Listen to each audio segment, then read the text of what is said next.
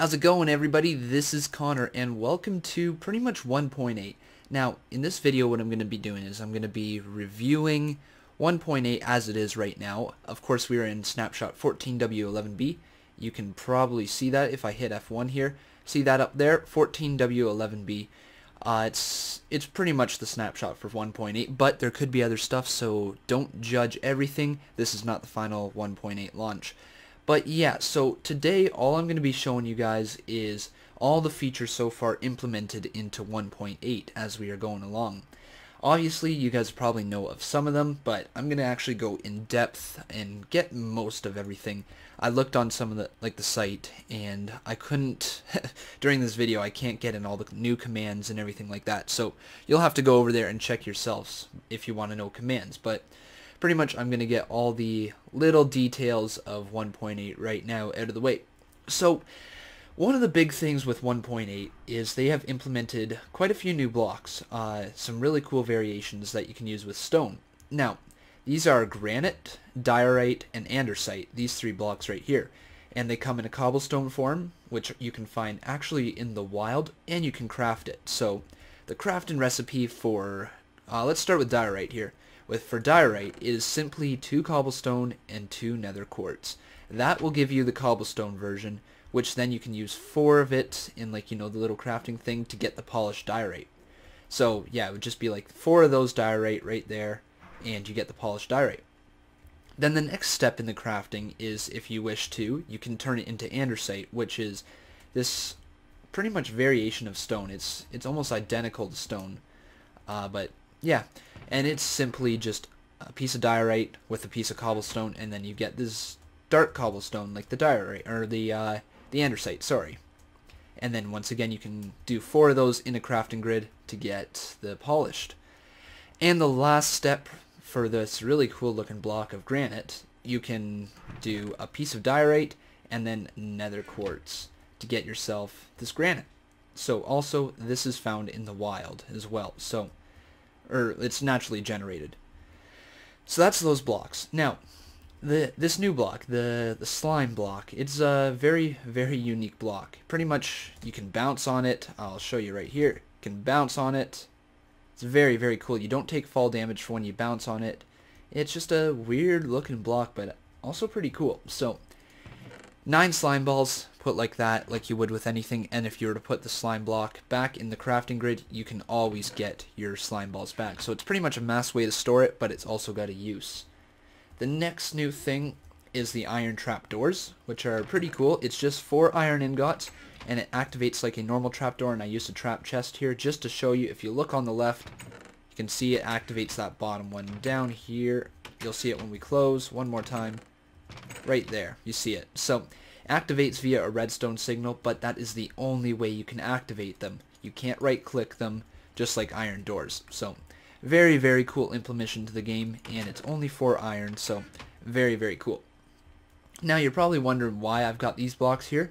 Well, it's because these blocks we weren't really able to craft before. Sure, we could get them from like dungeons and spawners and all that, but we couldn't craft them. So now, thank you Mojang, you have allowed us to craft these. So this circle brick, or whatever it's called, chiseled, I think it's called chiseled brick. Yeah, the chiseled brick is just simply 2 stone brick slabs together, gives you chiseled. That's all it is. 2 stone brick slabs gets you chiseled. The moss stone is simply a piece of cobblestone with vines. So now vines have an extra role. They're not just for looks anymore. And same with the this brick here, this moss brick, simply stone bricks mixed with vines. Gives you a pretty cool effect, and I just broke that for no reason. Put a crafting bench there. Now, the doors. You probably wondered, what have they possibly changed to doors? Well, they've changed actually quite a bit, and it's pretty cool. So now the crafting recipe is exactly the same, but you look over here, and the wooden doors, you can stack them. So you wonder, what the heck? Why can you stack these? Well, here is the reason. When you put these in here, you get 3 wooden doors for the price of what you normally had to do for 1. So this makes for great recipes now. You can stack them up and can place them wherever you want. You don't have to keep going back for them. So that is all the the implementations of new blocks into 1.8, but for at least survival. Now, there is one cool thing for creative or adventure map users or whatever you want to do. There's these new blocks that are actually invisible blocks. They're called barrier, and you can only get them by doing this command right here. So the command is /give your name, so I'll put my name in there. Then you do Minecart, the colon, and then barrier, and then the amount that you want. So I'll do 20, and it gives yourself 20 of them, and I already had 2 in my inventory. Now, when you place these things down, see, you can see that it shows where they are. So I can actually bring these up, and I can't go anywhere past them. Now I'll put this away, and these should disappear in just a second. There we go. And I can't walk by. You can still see the hitbox, but you can't get by them. They're completely invisible blocks. So I think that is very, very cool. There's going to be some cool implementations with that into the adventure world maps and all that. So very, very cool. And you can see they got a particle effect for when they break as well. That is pretty much it for new blocks. There's going to be certain things I'll review in just a little bit, but that is it for new blocks. Now, let's move on to something before we get into the new enchanting and anvil and those things. There's something really cool that they've added into this, and they added in a new rendering formula, I guess it is, and so only transparent blocks can render transparent. So it's very, very cool. This completely eliminates the use of X-ray texture packs. So you know how servers can watch out for X-ray people?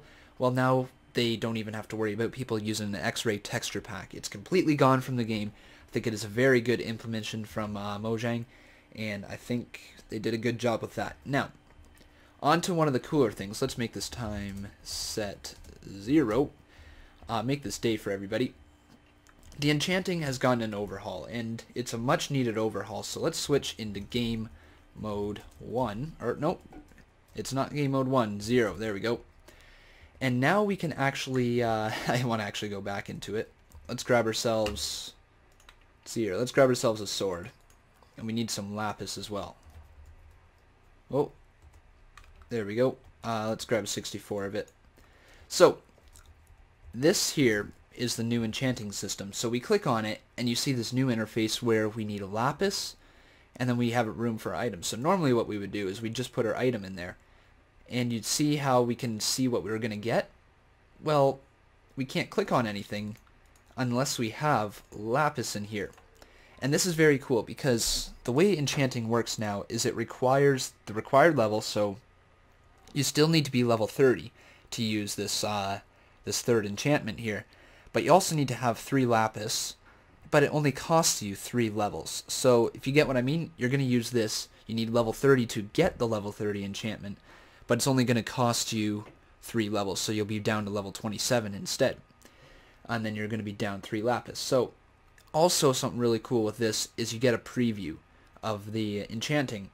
So you can see how it says 3 lapis, 3 enchantment levels, and then smite 4. Well, we know we're going to get smite 4 on that sword. We can also know now, if we do our level 2 enchantment, we get sharpness 2 and possibly something else. So, just for argument's sake, we know we want sharpness 2, right? We don't want the fire aspect. So we'll click on sharpness 2, takes away 2 lapis there because we had 64. And now, oh wow, that's actually a pretty good sword for level 13. So it only cost me 2 levels from that. So I would, if I was level 30, I'd be down to level 28, and I would have had not had to use 13 levels. So Eludin 1, Sharpness 2, and a Fire Aspect. It guaranteed the Sharpness 2, so that's pretty cool. And also, now, when you can't keep the lapis in there, though. That's what I want to make sure. You can shift-click it, but you can't keep the lapis in there. So now this also moves on to the next thing. Let me just look at this real quick. Yep, okay, so I've got actually some more stuff on enchanting here. I've got everything written down, so I didn't want to miss anything. Since the levels are now easier to use, it only costs 3 levels, leveling up takes longer, so it requires more levels to get to a higher level, if you know what I mean. So level 30 will no longer take, say, 10 minutes at, or 20 minutes at, like, say, a normal farm. It'll take you maybe closer to 40, 50 minutes to get level 30. But then after that, you can just keep bulking up the levels, and you won't have to worry about enchanting at all. So that's a pretty cool implementation. It helps level this out a little bit. But also now looting, so here this actually works out great. If you have a looting sword, and say you had looting 3 or looting 4, whatever the max looting thing is, you can, for every level you have, so see down my hotbar, this 14923, for every level you have while using a looting sword, you have a 1% higher chance per level to get a rare drop. So say I was level 30, going out to a wither farm, and they have a 2.5% chance of dropping a skull. Well, guess what? Now my looting sword increases my chances by 30%, as long as you're level 3 looting, I believe it is. I'd have to look that up just to make it sure, but that is really, really cool. It's a very, very cool idea of having the level system work with the looting sword and everything. Toggle, downfall. There we go. So it's very, very cool. I like that implementation. So I'm going to flip my page over, and let's get going on to the next thing. So the next part is the repairing. The repairing items are also very, very cheap. So if I wanted to do this, and say I love this sword, I love everything about it, and I just want to name it something like Conman sword or subscribe. Yeah, if I wanted to name it subscribe, you can see it's only going to cost me 1 level. Very, very cool. So every time you want to name something, it only costs 1 level now, and repairing items is so much more cheaper, I guess I should say. It's a lot cheaper to repair items, no problem there with repairing them, and it's very, very cool. So remember, that subscribe sword only cost me 1 level to make. The next thing about repairing items now also is that the anvils, from my understanding, they don't break as quick. I'm not sure if that's just temporarily or from just when I've been testing it out, but anvils don't break as quick, so just keep that in the back of your mind. There's also something really cool with the screen here. You can see this. They've got 2 new tabs, I believe it is, only 2. Yeah, they got skin customization, so you can turn on your hat, you can leave everything off, so the skins are now different as well. So you could add in hats, you can do all those sort of things, and you can turn them on or off like you used to be able to with the capes. And also in here, there's now this difficulty thing with a world lock. Now, this doesn't matter in multiplayer, but single player, if you say had a creative world and you had a survival world, and every time that you switch between your creative world, it would be on peaceful, and then if you switched back to your normal world, and say you had that on hard, this hard thing would then change to peaceful, and you couldn't do anything about it. It's kind of like with the music and the sound and everything like that. If you change jars, this kind of changed as well. So now what you can do, say if I want to lock this world on peaceful, I can. I click the lock, and here you go. You see lock world difficulty. Are you sure you want to lock the difficulty of this world? This will set the world to always be peaceful, and you will never be able to change that again. I'm just going to keep it where I want to, so I can edit whenever I want to. But say if you had a Let's Play world and it was always on hard, and you want to make sure people don't think you're cheating or anything like that, you can go to here, click the lock, and you won't have to worry about that ever again. Also, to do with the game code now, they have a new mode. It's called Adventure Mode, and in this mode it's going to be great for custom maps and everything like that. The hitboxes, so you can see how I'm looking at the grass, they're no longer viewable. So that means the blocks will be indestructible. So pretty much you can walk around and nobody can break any blocks. So it's a very, very cool mode. It's been a long time coming, I believe. And let's go back to game mode 1. But also in the files, you can change to which blocks can be breakable. So say if you want TNT to explode and for people to fall down a pit or whatever, you can change it so that stone is able to explode, or those values or whatever. I haven't looked actually into the values. That's just from my understanding as well. There's also a ton more of commands here. So if we did help, you can see there's just our basic ones, but there's 6 pages of help now. So help 2 has those, help 3 has these. So there is a ton more of commands that you can use in game, without installing essentials and everything like that. So say if you just want to run a basic server with a few extra commands, now 1.8 will implement that. One of the cooler things as well, I'm going to save the villager trading for last, is the minecarts. Cart. If I can spell cart, that would be great.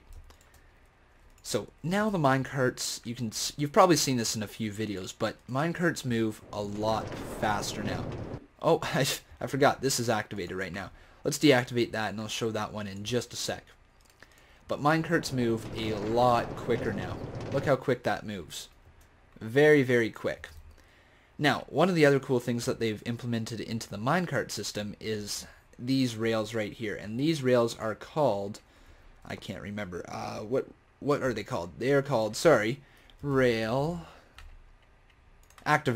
Right, they're called the activator rail. And the activator rail, when powered, will launch you from your minecart. So it'll launch you, it'll launch animals, it'll launch anything that's in a minecart out of the minecart. So it's a very, very cool idea to have, so it can make for some cool little stop-offs. You could have a constantly running minecart, and say if you want it to like continuously on a track, then you can have that, and you'll always get off at this destination and never have to worry about a minecart moving back and forth. Very, very cool idea. But also one thing with the increased speed, now we can actually derail from these. So let's try this out. Rail. I'm not sure how consistent it is or if this is going to be staying in, but this is from right now. If you take a corner like that, you will derail if you're going max speed, or at least pretty fast speed. So let's try this together. I think actually this will need to be deactivated. This should derail us. I want to hopefully get this on here. So rail, nope, a cart. Minecart with hopper, minecart, there it is. Let's see if we derail. Yeah, so we derailed. See where we are? We are outside of where the rail thing is, and that's because we are moving way too fast. So, very cool implementation there, but actually very annoying as well. I love the increased speed, but I think they should get rid of the derailing part. Kind of removes the part from minecarts where it's a fast transportation and not having to worry about anything. Now you have to worry about derailing. I don't know. I think I would lower the speed a bit on these rails and then get rid of the derailing, but that's just my opinion. Now we have a few more things to talk about. We're going to get into the mobs now. So the mobs that they have created are now the endermite. Spawn endermite. Now, these things spawn, they don't spawn naturally. They require an enderman to teleport. So if you were killing an enderman, he would teleport away, say during the day, and then this is a possibility of leaving behind.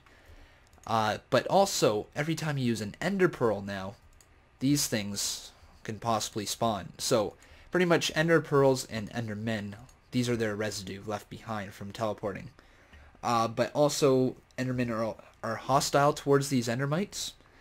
And is that it for endermites? They are vicious. They're like they do attack you. So you got to keep that in mind. They do attack players.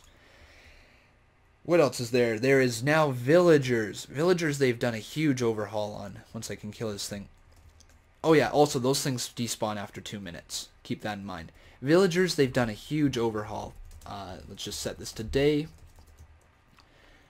Villagers, they used to spawn with one certain... how can I word this? They spawned with one trade. And now they spawn with 2 to 4 trades. I actually got to pull up my sheet here. There we go. And they have all tons new trades. Plus they have a new name. So fisherman for this guy.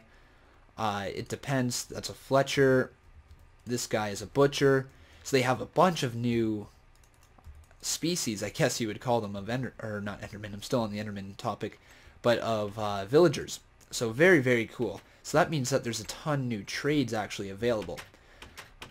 So this guy, I believe, is a librarian. In here, yeah, librarian. And see, he's got the paper trade when he spawns, and he's got a Respiration 3 book, and it's much cheaper. Now, also, according to the site, whoops, we shouldn't have broke that door. According to the site, all of their trades are going to be much more useful now and much easier to get. So, and when you trade any offer with them, what will happen is they have a chance to unlock 1 to 3 trades, or they will unlock a new one, or unlock an old one. So say if you trade that paper trade 4 times and it gets that big X through the arrow, well, guess what? If you trade any other trade, it doesn't have to be the last one, it's got a chance of unlocking that one, or it can simply unlock 1 to 3 new trades, and then you can just trade one of those ones and have a possibility of unlocking it again. So it is very cool. You can unlock villagers much easier now, so you don't always have to do that, the compass trade or the clock trade, you know, the one that's worth 10 diamonds. Very, very annoying when you get that one. It makes you want to quit on that villager. Also, villager spawning only happens now when you trade them. So they have a chance of spawning with each other, so mating with each other.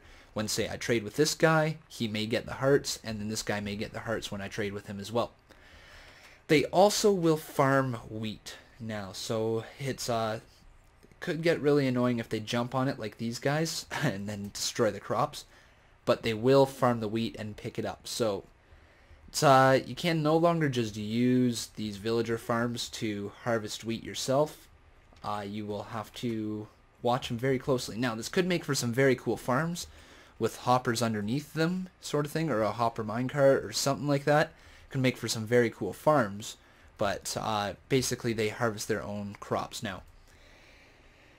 Also, when you trade with villagers, it gives you experience points as well. Now, one of the cool things that they've changed with villagers as well, this is getting to my last point, is when they are struck by lightning. So, you know how if a creeper gets struck by lightning, they have a chance of being a supercharged creeper. Villagers, when struck by lightning, will turn into a witch. Very, very cool. So now, if there's a thunderstorm going out, you may see one of these guys turn into a witch. Very, very cool. That is a very cool implementation. Now, some of the other mob changes have been that wolves will now attack skeletons. So if you've got a skeleton wandering around, the wolf will go after it like if he attacks sheep, you know, that sort of thing. And all mobs now will run away from creepers. So, well, creepers that are about to explode, I guess I should add. So it's a very, very cool implementation, and I think they've done a very good job with this this update so far. Hopefully there's a bit more to come. I hope they fix maybe some of the rail stuff, but besides that, so far a pretty good update, and I'm very excited to try it out. So guys, if you wish to try out this update, the snapshot I am using is 14W11B. It is the latest one. You can Google anything on that and you can figure out more. I will link the description to the website that I use to get all of my information from. This is all 100% legit, so hopefully you guys enjoyed this and I gave you some information on the new 1.8 update. Be sure to subscribe, guys, if you have yet to, and also leave this video a big thumbs up. That would give me huge inspiration to continue doing these snapshot reviews. And for the future, guys, yeah, that's all that there is to it. So thank you very much for watching, guys. Remember, hit that subscribe button, and I'll see you guys later.